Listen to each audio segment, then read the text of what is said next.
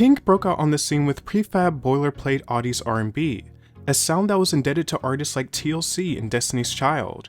Can't Take Me Home was a multi-million seller, but it did little to differentiate Pink's sound and imagery from other TRL R&B pop acts.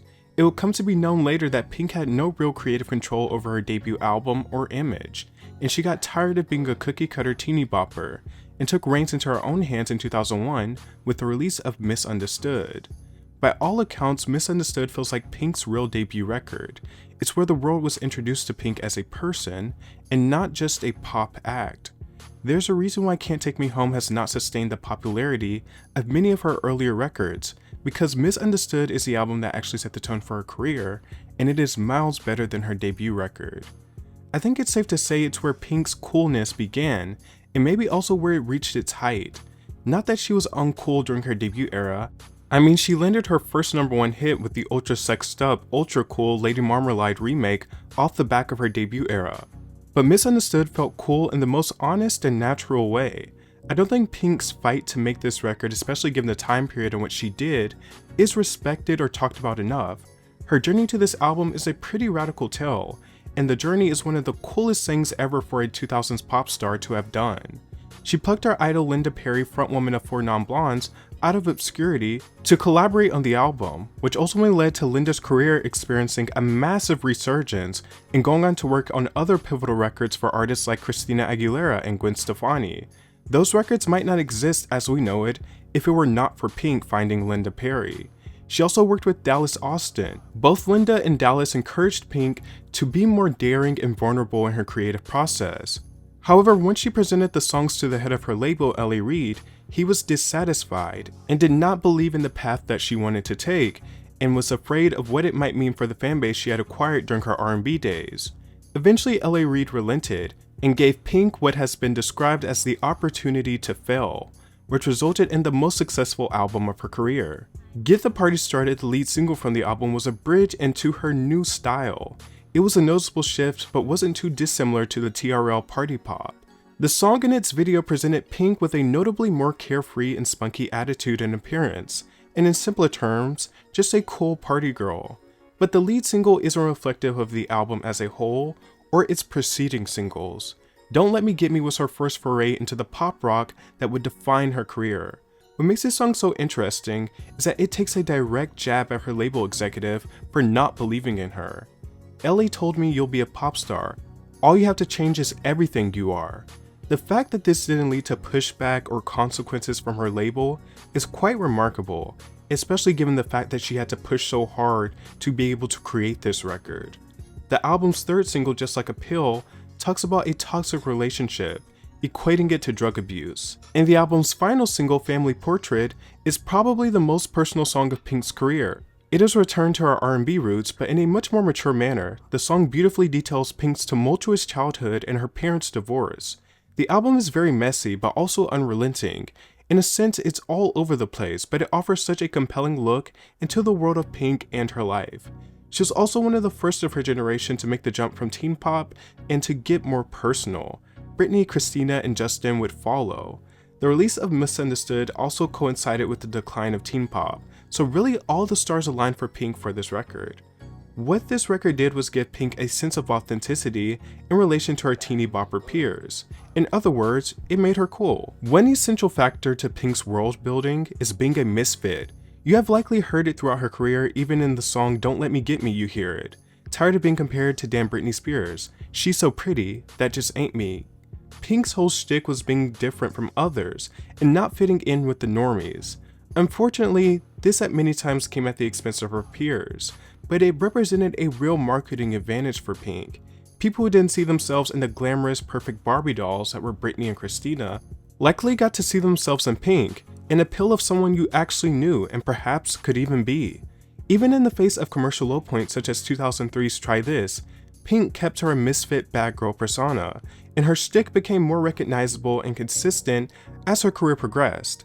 Brash, sneering, and fun, but also a bit of a misfit. Pink would continue to mature and hone in on the qualities that would define her throughout the 2000s and 2010s, and besides production, there are many artifacts in her songs that speak to the place of her career and the cultural climate at the time of the song's release. Pink has had a ton of identifiable traits within her songs that continue to play into what people expect from her, while not explicitly repeating herself like say a Katy Perry does these days. One example is something I would call the Pink call-out. Obviously there's the Britney shoutout / comparison in Don't Let Me Get Me. The DNA of this moment can be traced throughout her career, specifically in songs and videos such as Stupid Girls, the video in which she parodies celebrities such as Paris Hilton and Lindsay Lohan. The same sentiment is reflected in her 2008 smash, So What?, which is about a separation from her husband, but she still can't help to make it known that she is different than her peers. The waiter just took my table and gave it to Jessica Sims. It's the same gimmick, but they reflect different time periods. And the ethos of songs like Just Like a Pill and Don't Let Me Get Me and Who Knew can be found in songs like Sober and Just Give Me a Reason. I really think So What was the start of the second leg of Pink's career. It's fun, it's brash, and not polarizing. After this song, her career would be engrossed with anthemic songs that echo the same sentiments that can be found in the beginning of her career, where she lays heavily on the Misfit and Kiss-Off anthems. I really think So What is the golden standard that triggered the second leg of her career, and most of these songs came at the hands of producers like Max Martin. Even in songs like So What, where she's exuding confidence, there's this sense of not fitting in with the Jessica Simpson line. It's just something that she never exactly lost. But as her career would progress, her take on the subject matter would become a bit more general and inclusive. Like on her #1 song Raise Your Glass, we will never be anything but loud and nitty-gritty dirty little freaks. She doesn't center herself in this song at all. The single that followed it had a similar premise. It's called Fucking Perfect. Meanwhile, a song like Blow Me One Last Kiss, which is a great song, has a similar premise to So What as well, and even her more personal songs such as Try have a motivational angle to them. Pink is never exactly the conqueror in her songs without some form of resistance. 2017's Beautiful Trauma is where she officially settled into the more tame territory. Not that Pink has ever been the ultimate wild card, it's mostly marketing fodder, but her brashness, funniness, and wildness comes across a bit more muted and calculated. And of course, the lead and most successful single from this album, What About Us, continues to follow that anthemic formula of being othered, but it is arguably the most general and wide appealing anthem of its ilk in Pink's career. Not fitting in is a common thread in Pink's career, and she has matured it, tried it on in different styles, and utilized different perspectives. And you can gradually see Pink softening her edges as her career continued, until she finally settled into soccer mom territory. And Pink is actually well aware that she's now a soccer mom and that is her demographic.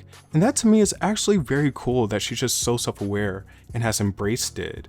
She literally said that her 2017 album Beautiful Trauma was a reflection of her life as a soccer mom. It's all a reflection, she said. I had a lot of time to live my life between records this time, more than I've ever had before.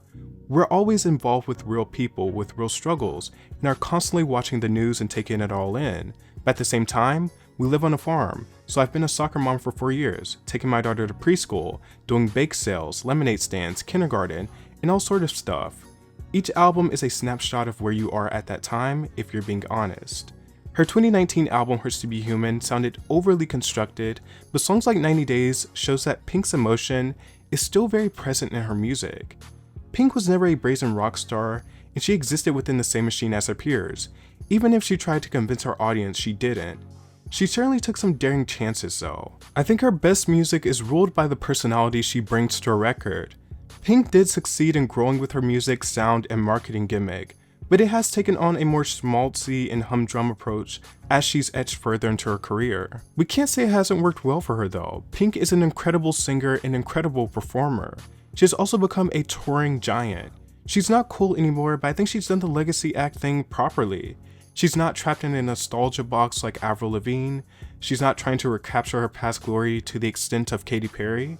She hasn't necessarily abandoned her core fanbase to the extent of someone like Gwen Stefani. And she's not regulated to her younger work to the extent of a peer like Christina Aguilera. Really, I don't think Pink gets enough credit in that aspect. She has blazed a clear path for seasoned pop stars of this century to follow. She kept her brand, progressively mellowed it out, and filled a space in the adult contemporary world. And she gets to reap all the benefits of being a legacy act, because she's been very careful with how she transformed her career. Honestly, this is a path that if pop stars like Katy Perry followed, she likely would have fared better. Pink also has the continued benefit of being a safe alternative for edginess for mature conservative audiences. She is the mildest flavor of spice on the edgy pop star spectrum, but for people who aren't interested in hearing a lot of swear words, progressive production, or personal troubles that don't come in the form of sanitized Max Martin anthems, she is perfect. In image, at least historically, she is as wild as the best of them. In actuality, she's quite comfortable, and always has been.